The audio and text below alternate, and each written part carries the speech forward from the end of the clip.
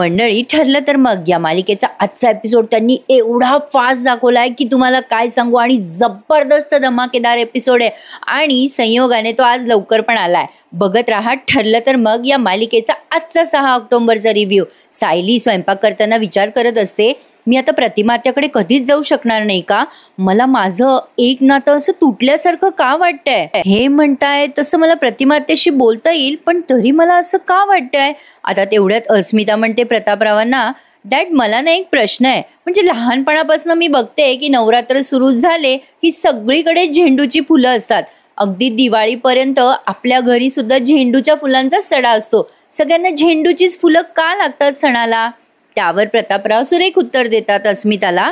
ते म्हणतात, कसं असतं अस्मिता, ही पिवळी फुलं आहेत ना झेंडूची, ही फुलं म्हणजे ज्ञानाचं आणि चैतन्याचं प्रतीक आहे. बघ, पिवळा रंग म्हणजे चैतन्य आणि ज्ञानाचा प्रतीक आहे. बघ पिवळ्या रंगाकडे कशी एनर्जी वाटते आपल्याला.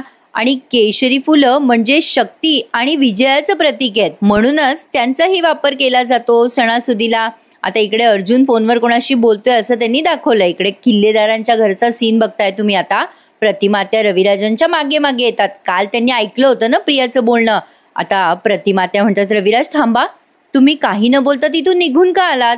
आता रविराज म्हणतात, तू तुझ्या मुलीला घरामध्ये घेतलंस प्रतिमा, पण तिने तिचे रंग दाखवायला सुरुवात केलीच आहे.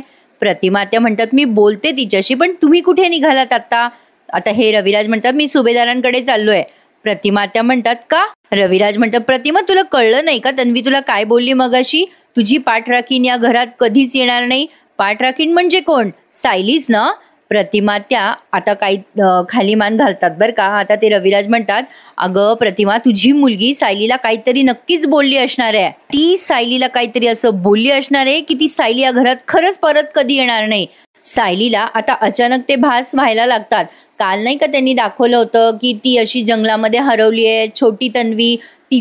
तिला ते सगळं आठवायला लागतं अचानक, थोडं थोडं धुसर, आणि आई आई म्हणून ती छोटी मुलगी रडतीये, जंगलामध्ये एकटीच फिरतीये आणि आई आई म्हणून रडतीये. आता बघा प्रेक्षकांनो, अचानक सायलीला असं वाटतं आपल्या आजूबाजूला अंधार झालाय. तिला असे व्हिज्युअल्स येतात आणि ती खूप घाबरते आणि मोठ्याने ओरडते आई म्हणून. आता सगळेजण तिथेच असतात तिच्या आजूबाजूला, विमल, सगळी सुभेदार फॅमिली. अचानक सगळेच दचकतात ना ही ओरडल्यामुळे. आता अर्जुन म्हणतो, काय झालं बायको? विमल पण म्हणते, काय झालं सायलीताई, काय झालं? सगळेजण आता पटकन आपुलकीने तिच्या जवळ येतात. अर्जुन, कल्पना, सगळेच. अर्जुन म्हणतो, काय झालं सायली तुला? सायली आता भांबवल्यासारखी इकडे तिकडे बघते. अर्जुन म्हणतो, काय झालं तुला, तू अशी का ओरडलीस? पुन्हा त्यांनी किल्लेदारच्या घरचा सीन दाखवला. एवढं फास्ट दाखवतात ना प्रेक्षकांनो, मालिका ही अमेझिंग दाखवतात. आता किल्लेदार म्हणतात प्रतिमाला, तरीच काल आरतीला सायली खाली उतरली होती ना तेव्हा तिचा चेहरा पडलेला होता. प्रतिमा, मी तिला आता प्रत्यक्षातच जाऊन विचारतो आज काय झालंय ते. तुझ्या पोरीला जर विचारायला गेलो ना प्रतिमा, तर ती खोटंच बोलणार आहे. प्रतिमा त्या म्हणतात, थांबा रविराज, मला येऊ दे तुमच्या बरोबर.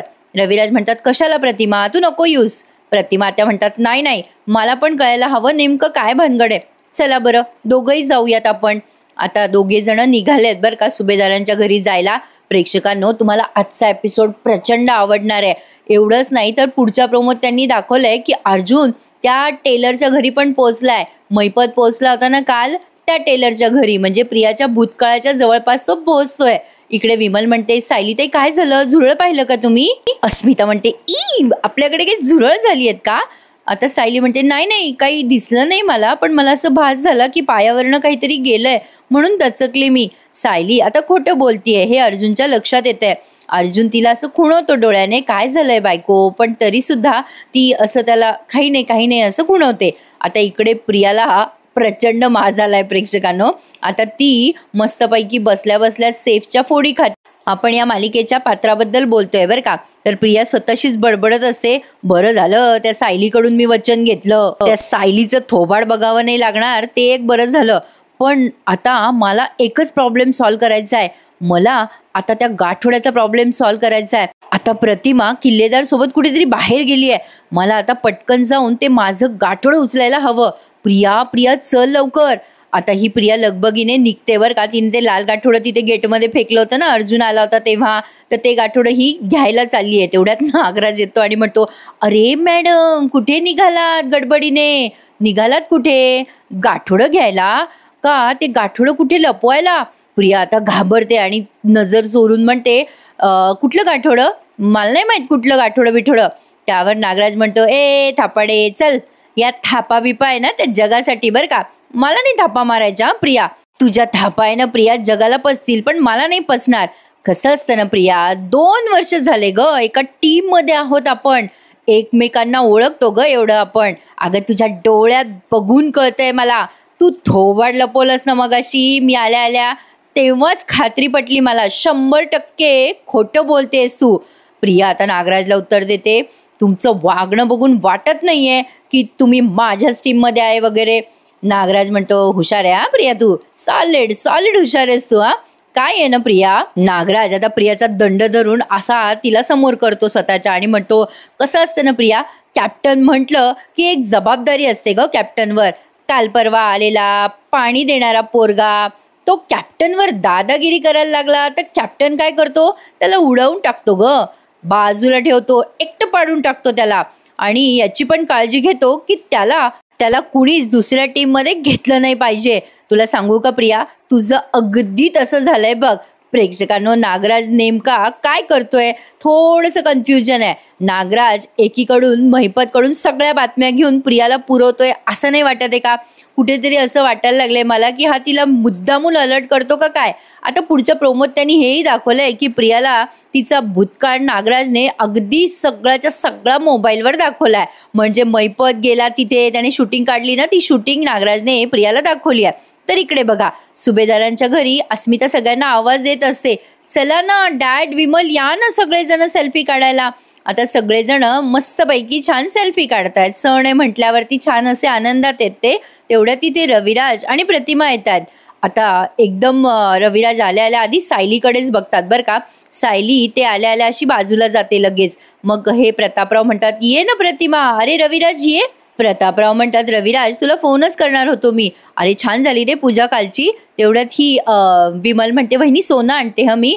मग प्रतिमा त्या म्हणतात, थांब विमल, मी काही सोनं आणलं नाही बघ. अगं गडबडीमध्ये आम्ही विसरलो बघ, लक्षातच नाही आलं निघताना.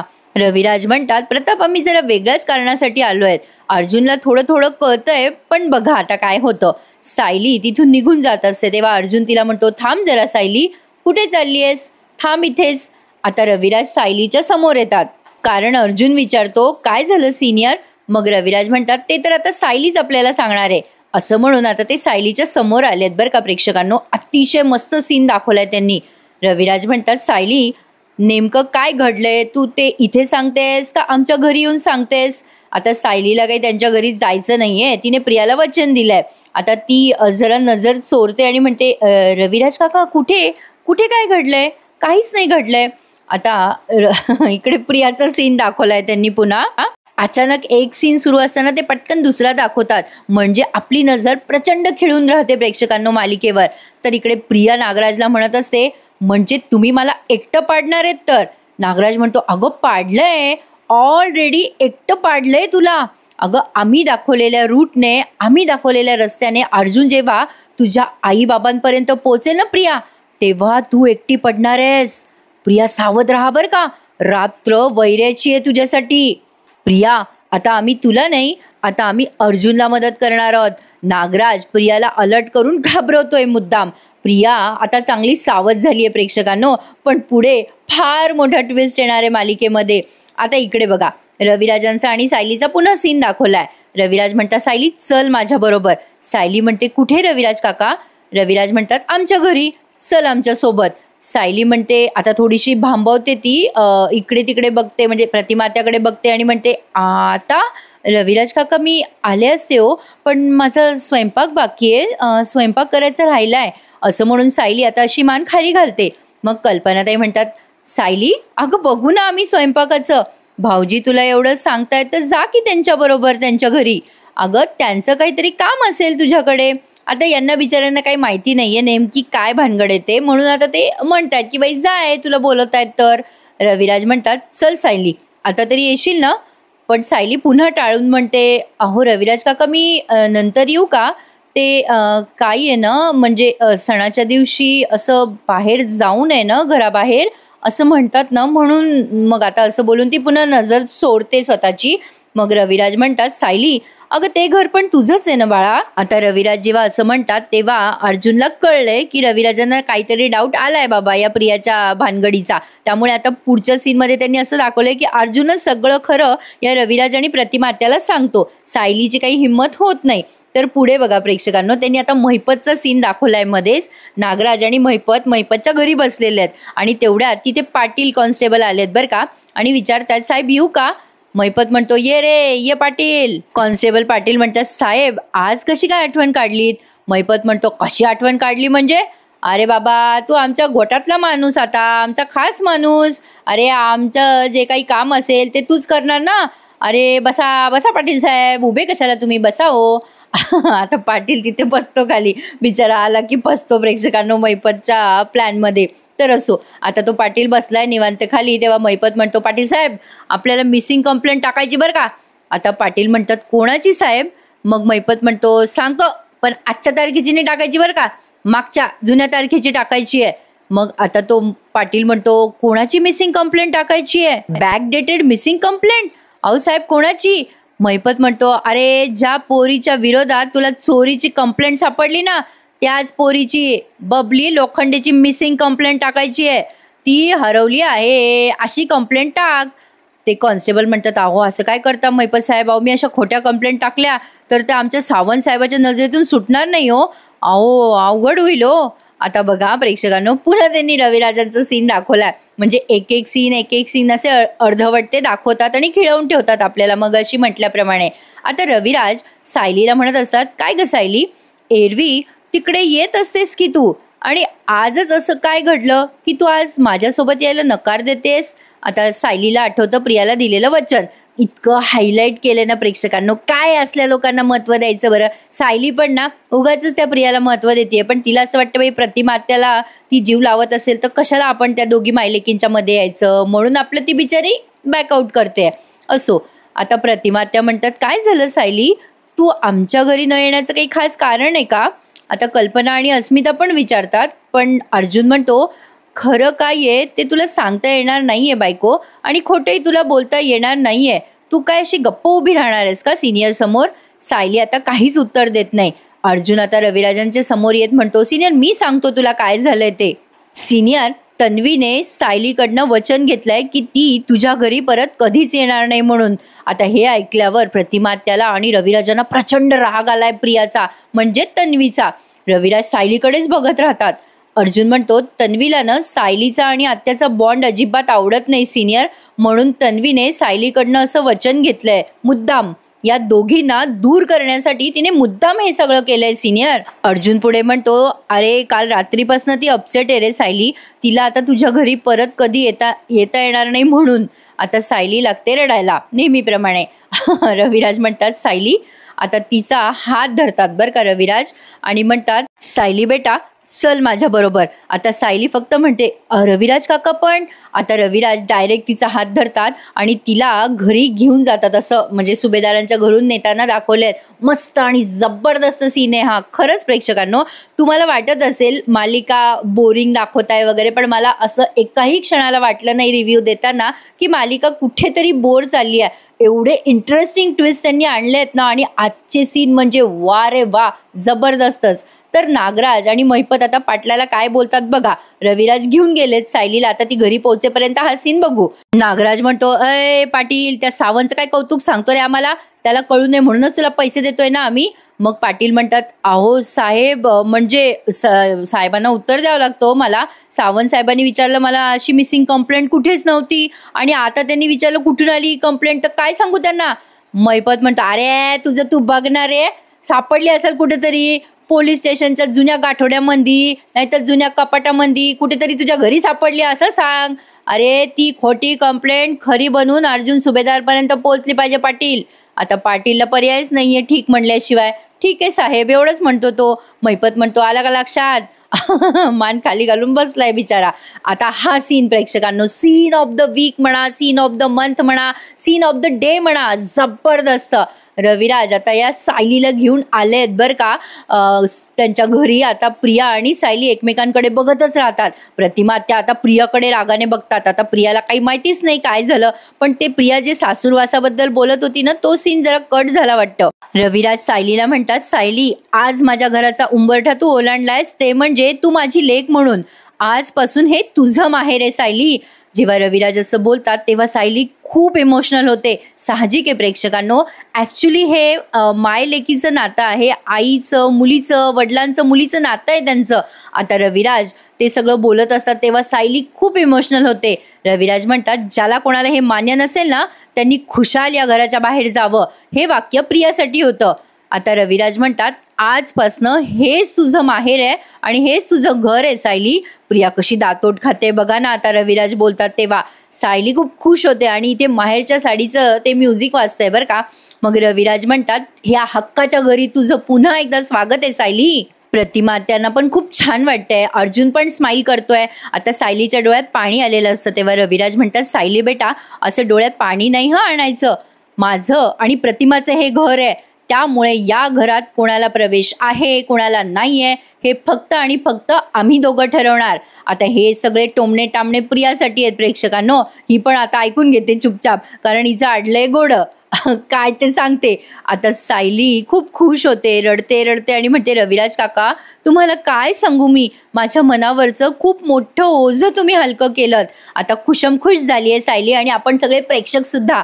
रविराज म्हणतात, सायली आता मला वचन दे की असा वेड्यासारखा निर्णय तू पुन्हा कधीही घेणार नाहीस. असं म्हणून आता त्यांनी हात पुढे केलाय आणि म्हणतायत, सायली ज्या लोकांना या घरातच काय तर या जगात सुद्धा शून्य किंमत आहे, अशा लोकांसाठी, अशा कुठल्याही माणसाचं तू कधीही काहीही ऐकणार नाहीस. अरे जबरदस्त टोमणा होता हा प्रियाला रविराजांकडून. सायलीला आता ते म्हणतात, चल वचन दे सायली मला.